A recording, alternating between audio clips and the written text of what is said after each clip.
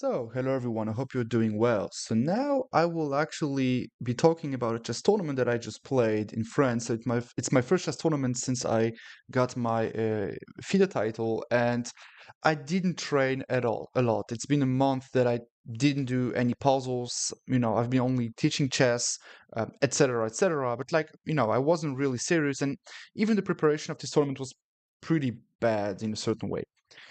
Anyway, I played some great games, some miniature, but I also lost two games. One game against a young talent, and the second one that I shouldn't have lost. Yes or no? We will see that. We will actually start with that game. So it's against my last opponent. I don't remember his name, sadly. It's somewhere written. Anyway, it's a nice guy. I hope that we will be able to play more games together. Anyway, in that position, he played the move Queen e4, and I did a calculation mistakes 2 moves ago, and I calculated that I can take, and basically play the variation that happened in the game. I will show you this in a second. But mainly what I want to talk about is, of course, the reasons, the reason why chess players are committing a lot of mistakes. Here, for example, let's assume I just go rook c8 and I just repeat the moves, then it's probably a draw. And some moves prior, I was actually okay with the draw. And I made a mistake 2 moves ago. I thought that I could just take, go check, king g2, rook here, takes, and now the variation that I calculated very fast was check, this c6, rook c2, c7, and I take. And I should be probably winning. Even if the engine says it's a draw, in practice I'm the only one that will be winning, or at the very least squeezing the position to extract eventually a win. But it didn't go my way. What happened is that after queen e4, I took, I played rook b1, king g2, I played all of this, check. He played rook d6, and I didn't realize that I'm probably already lost. I didn't realize it yet, but now that I look at this, it's clear, simple that I'm lost.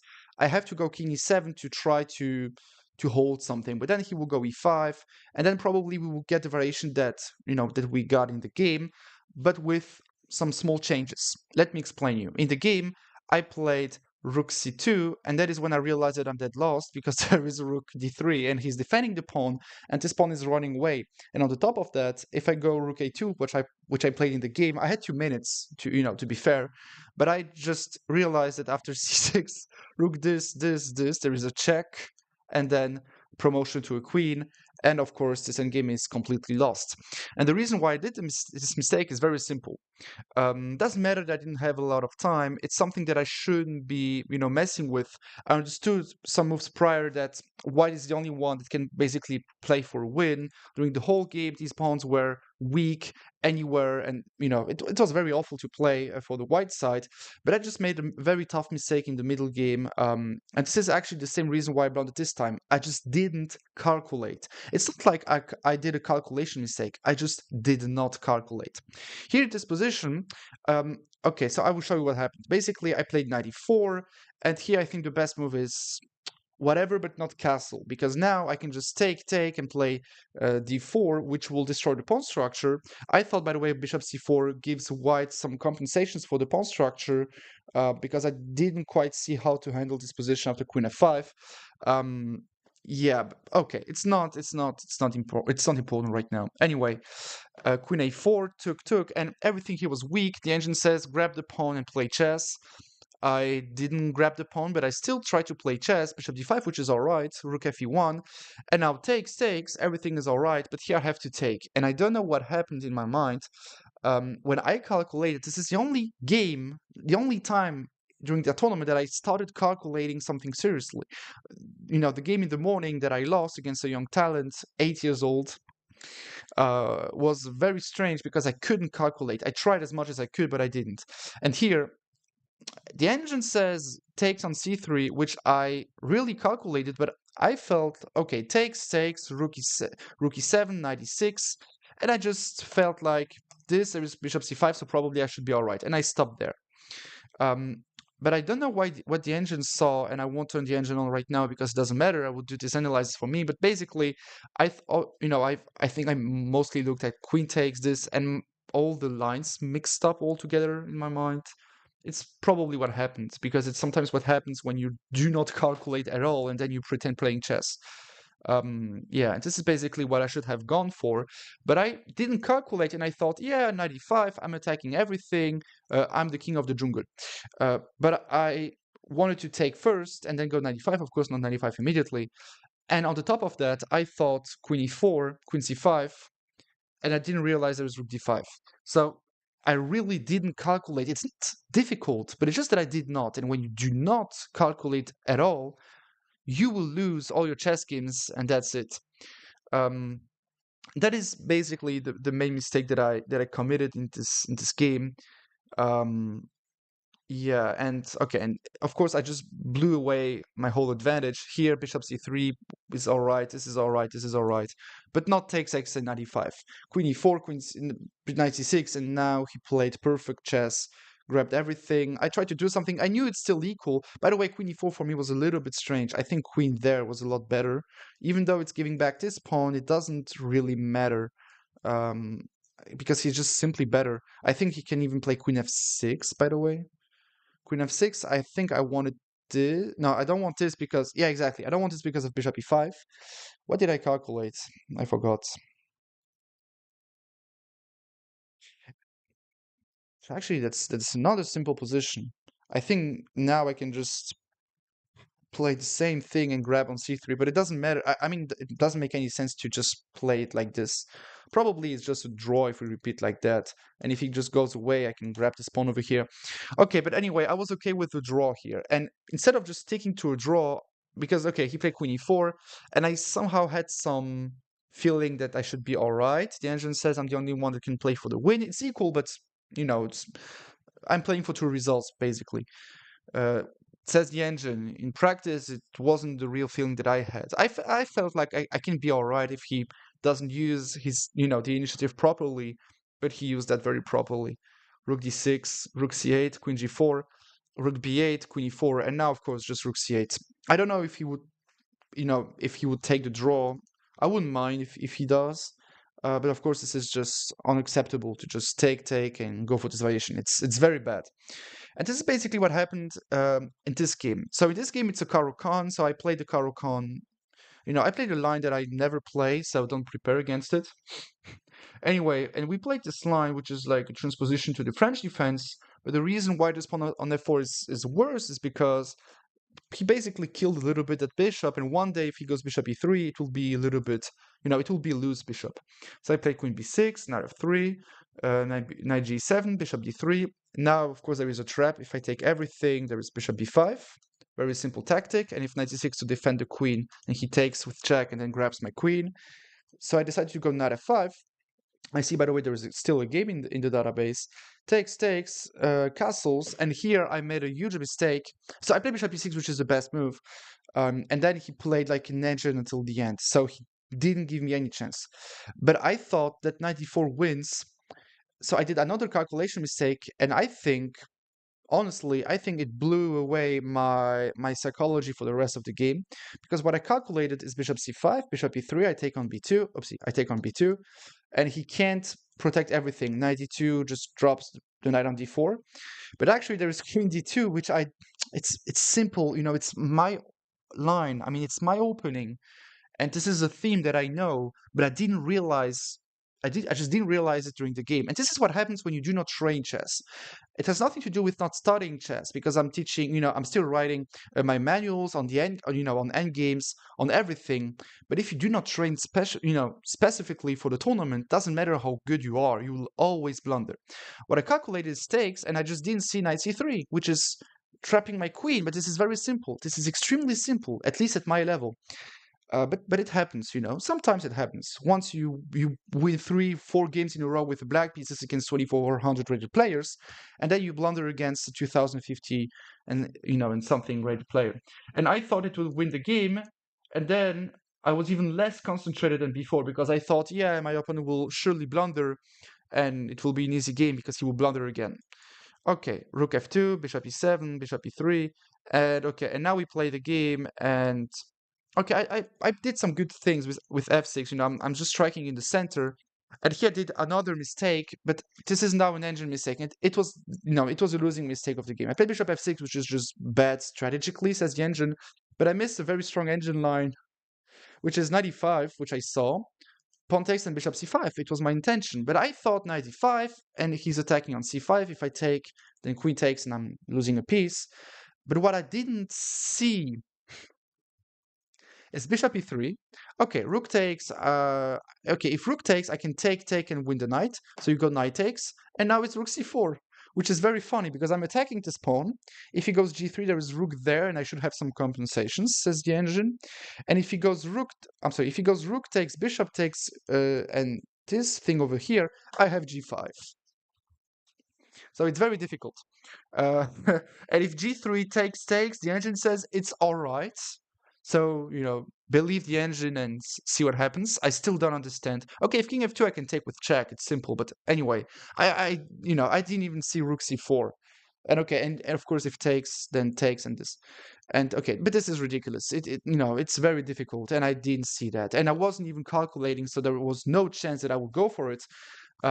So okay, and I play bishop f6, now bishop f2, very smooth, rook fd8, queen e1, bishop e5, f takes, which is the best move. I thought it was the best move for white, even though it's allowing d4, because it's difficult for me to play d4. There are always pins like that.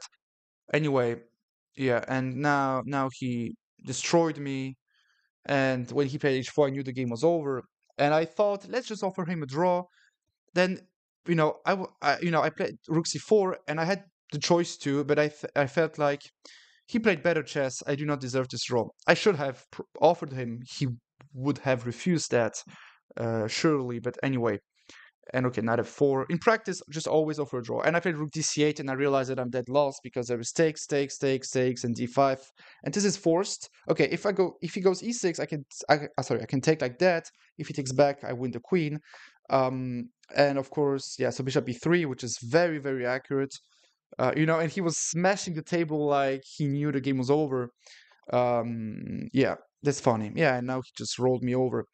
Yeah, so this is what happens usually to chess teachers. Usually chess teachers are explaining a lot of great things, but then when they play their own games, sometimes just because they have a lot of experience, they just do not calculate themselves anymore, or that much anymore. And I felt that for the European Chess Championship on the 2300, because I was giving a lot of chess lessons before that, and I just, and I was still giving lessons, in the US, etc., etc., and I realized, no, give less lessons or give harder lessons. And I realized all my students are, have a higher rating than I do, except one for the moment, but okay. And I felt like, you know what, let's just do even harder, something very difficult for me to explain. And when I was just preparing my lessons, this is what I did. If there are some other chess coaches in the chat, probably they can actually rely on that thing. What I started to do is that I started to look for things that I couldn't even explain to myself. And I think it really helped me just, improve myself. In that case, I'm not really wasting time anymore, since I'm also working on things that are difficult for myself. But yeah, this is something that can help a lot of chess coaches to not lose their, their playing capacity while teaching anyone else. Anyway, yeah, and okay, now it's just that last he played queen d5. I played until the end because, it's a small kid, and, I wanted him to have a lot of experience. This is usually something that I say to my students. If you really hate your opponent, offer him, resign, because he will have a lot less experience into converting things. But, he was so kind. Okay, he wasn't kind, he was smashing the table. But anyway, he deserved that I played until the end. So, okay, it was basically what happened in my tournaments. I also played some other games, but, in the other games... Actually, there is another game that I can show you, because it's the same theme. It's a Caro-Kann again. It's the same variation as in the last game they prepared together. Bishop e6, c5, and I played it very badly. I castled, but now he can take on c6. But okay, anyway. And here he played a mistake, by the way. He played knight e5 instead of just instead of just castling. You castle and you will play b4, a4, a5, and I'm dead lost. Okay, strategically. I still have knight e4, etc. So the game is not lost, but this is not great. This is a very simple breakthrough, and I will suffer. It was a very bad game from my side. But okay, he played knight e5 first, and here I found a very nice variation, which is knight h5. And now it doesn't matter if he goes bishop there or bishop there. He went bishop g3, so I took it, and I took and d4, and I played very, very aggressively d4, d3, bishop c4, and in that case, I actually calculated very well, except that I miscalculated queen d2. And this is a problem because queen d2 is a very serious move. What is the idea? Basically, if I take, he will get in with the queen and checkmate me on h8, and rook e8 doesn't save the game since it's mate. And mate is bad. So what I calculated was that I take, he takes back, and now I go for some forcing moves, queen a5 check, king e2, and I think I blundered. So the first line that I calculated was bishop c4. If he goes king e3, then I just win the game. And if he goes king there, what I thought would be all right is just check, king g4, and then I should have something. Except, at the very least, I have this followed by rook f7. This is the main idea of this position. If I don't have this idea, then it's bad.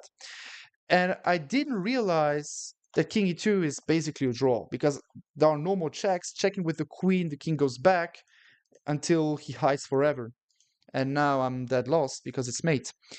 And funnily enough, I didn't see this check, but I also thought that, wait, after king here, I have this move if needed, and if f3, bishop h5. And I briefly saw that idea, but I didn't calculate this. And this is, again, the same problem. If you do not calculate, you will miss billions of things. And this is a very smart idea. I'm just giving the piece back, but if you just take it, then I'm grabbing all your pawns with check, and okay, and I'm up a pawn, and probably it should be all right. In practice, it's, I can take here, attack the pawn, queen g7. Even if we trade everything like that, rook c6, probably it's equal, probably. But I don't want an equalized position. But anyway, I didn't calculate that far. And my opponent calculated for around 30 minutes. So he didn't play queen d2, he ended up playing knight f4, but now it's just giving me a clear advantage because I have a passed d pawn, the queen is never getting in, and after queen d4, my queen is centralized, and it's very bad. And I thought queen c3 last chance, but I could just take and go rook there, and I stopped there. My calculation, probably he should have tested me because I was playing very, very badly. Anyway, the reason why I'm showing you this, the reason why I'm explaining all of that isn't because, I want to show you that, I played badly, but I have my reasons, because we all have thousands of reasons to play bad chess, but we never have good reasons to play good chess. This is very important at chess when you try to improve, to just be honest. I remember two stories that I will, that I will tell you now. It's basically, it's very funny, by the way. It's a German FIDE master with whom I was in, I think it was Karlsruhe for the Grenke Open, and I went there with my Swiss chess club, my old Swiss chess club, DSSP Basel. Yeah, by the way, I was very, very stupid when I was, in this chess club at that time. But okay, it's another story. I regret a lot of things. Anyway, I was, I played a game against a compatriot of mine from Poland, Piotr Siltsuki. I don't know exactly what was his name again, but anyway, he prepared against me a Queen's Gambit and then a Slav transposition, etc., etc., and he basically destroyed me in 25 moves. That was awful. It was my only loss of the tournament. Anyway, I played against him, and at some point I didn't know in the Slav if my queen had to go on c7 or e7, because I still don't have I said that the Slav is my repertoire. Now everyone will be prepared, but anyway, I still didn't have a lot of experience in that line. And when I ended the game, I went to him for the analysis. He's a FIDE master, he's very strong, etc., etc. And I told him, yeah, I made a mistake. I didn't know if I had to go queen c7, queen e7. I didn't understand the position. And at the end of the tournament, he told me, because I left the tournament a little bit earlier, I had to play a chess tournament, a closed tournament in Croatia that I didn't take part in, by the way. Anyway, he told me a very nice thing. He said, "You will improve at chess because you are honest with your mistakes."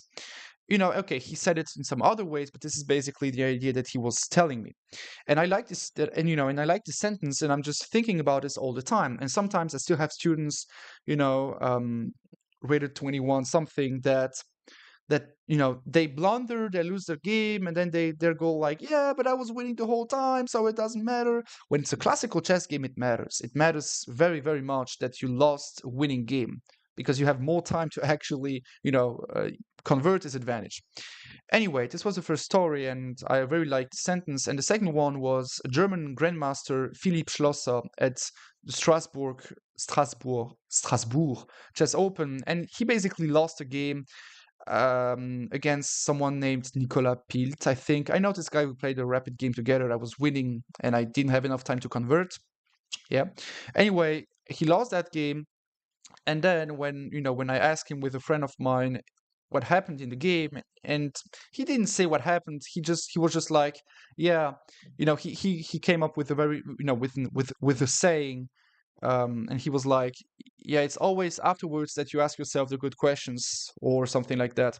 And I also very like the sentence, so it's not a video just to explain to you why I'm bad at chess. It happens. Last year I won this tournament, this year I didn't. It's what happened. To summarize everything, do not play chess tournaments in which you are the number 3 or 4 on the starting list. It's not worth it. I only played against 1900 rated players, and when you lose against one of them, because nowadays nowadays it happens to lose against the 1900 because he's because he's smashing you. Probably in some other times it wouldn't be the case, but now it happens very often that a 1900 just kills you on the board. And that is why I wouldn't recommend you to play in chess tournaments when you are rated, above 2000 or 2000 something, to play in tournaments in which there are a lot of 1900s, because sometimes they can be very dangerous and you never know. And I've seen many, many examples of IMs losing against 1800s, 1700s. So it's something that happens very, very frequently, even to the greatest, to not mention Magnus. Anyway, what else? What else did I want to tell you? Yeah, my next chess tournament will be actually nothing. I will be playing only the Swiss League, and some leagues in Luxembourg, in France, and probably also in Poland. So it was a very nice tournament. Really enjoyed that. I have a lot of work to do. Anyway, thank you for watching this video. Hopefully you enjoyed that. Thank you also to the 300 people that followed me on Lichess. It's great, because I basically counted since the first day how many people are following me every day. Sometimes I get days with 50 people, sometimes I get days with 30 people following me, and I'm, and I'm just counting all of that. So I really, really appreciate that. Thank you very much. Yeah, if you have any more questions, just let me know in the chat. I'd be more than happy to answer you. Hopefully see you in the future. Take care.